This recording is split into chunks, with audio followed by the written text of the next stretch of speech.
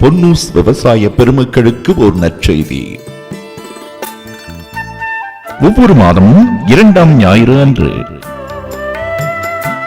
காலை 9 மணி முதல் ஐயா பொன்னுசாமி அவர்கள் தனது அனுபவங்களை உங்களோடு பகிர்ந்து கொள்ள இருக்கிறார்.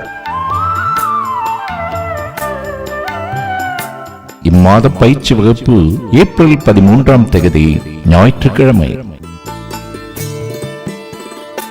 பொன்னூஸ் தலைவர் திரு பொன்னுசாமி அவர்கள் விவசாயத்தில் ஏற்படும் இடர்பாடுகளை களைந்து அதிக மகசூல் பெற ஆக்கப்பூர்வமான ஆலோசனைகளை உங்களுக்கு வழங்க இருக்கிறார்.